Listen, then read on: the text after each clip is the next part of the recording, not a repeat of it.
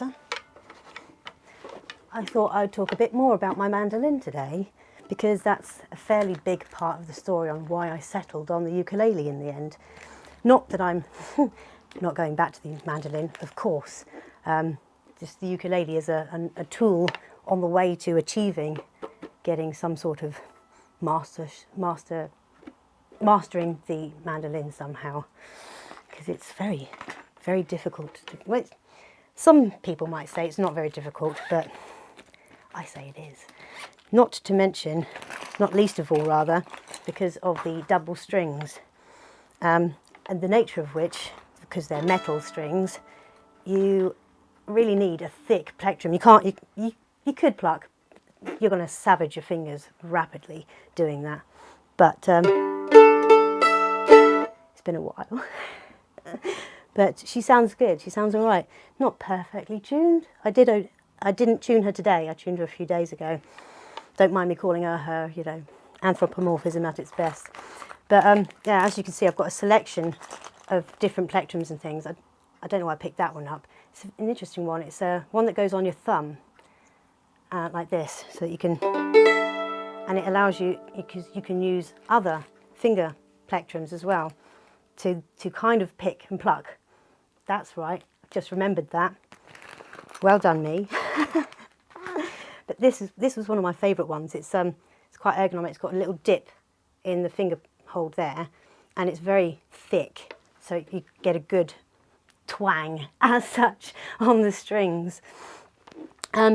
So I absolutely love the mandolin, but as you can see, it's already a bit more of a stretch with than on the ukulele for my fingers. But that's not the point. The hard part is the squeezing the double strings down,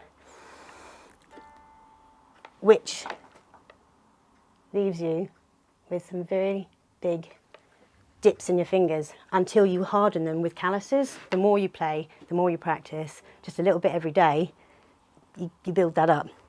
But because it was the first one I was really trying to get into, yes, I tried with the violin, but I never really picked up a flow with it or the recorder until I'd started playing this. Now, I was struggling with the, I don't know how you call it, well, the solo work, you know, the dee-dee-dee-dee-dee-dee-dee-dee, things like that. So I was trying to go with the chords, which was working quite well.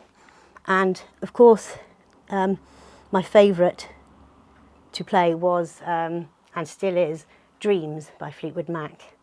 Absolutely adore it. And I finally am starting to get to grips with because there's actually only 4 chords in it. F, G, F major 7, I can't remember what it's called, but this one here, and then A6, which is almost the G. Something so simple, you'd think it would be quite easy to get to grips with, but no, the extra stretch of the last of the third and fourth finger there just has taken me about 2 or 3 years of learning all the other songs, and learning all of the other chords from A to G to get to that. But so the ease from going from this one for the double strings and the having to make sure you strum it hard enough, it's just so much more difficult. And I love the mandolin though, because it does remind you of the, you know, the sound isn't a violin, but is in a way. If you know and love violin sounds, then you know this is quite cool. The mandolin actually derived from the mandora, I think it was called, a 16th century instrument.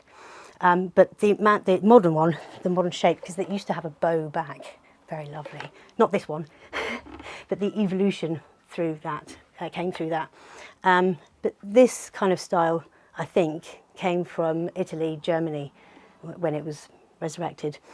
And it really went big in America. They do these gorgeous big scrolls and stuff and have intricate bodies. It's so beautiful. I would love to have an American proper bluegrass mandolin. Gorgeous thing. That's not to say that I don't adore this little beast. But yeah, let's see if I can... So it's good to have lots of different tools. The mandolin chords book, absolute must, absolute must. I could not have well, you know, I'm grateful to have it now because I can go, now what was that one again? So the F, let's see if I can do the F. Finger 1 goes there, finger 2 goes upper fret on that string, those strings, and 3 goes along another fret to there. There you go, that's quite the stretch. So as a first stringed, you know, plucky or strummy instrument, sounds rubbish. Let's try that again. You've got to touch no other strings, but squeeze down the ones you want on the fret bar tightly. Now then, what was the G?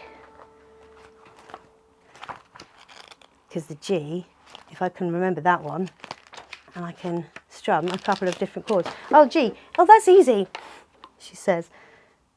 1 on there and 2 down there.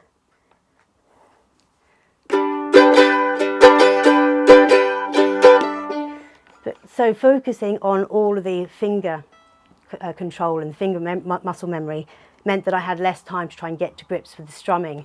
So that's where I didn't get very far lifting off the ground with this. I look forward to going back to her though, but that led me to this baby. I'll talk more about her next time. Ciao for now.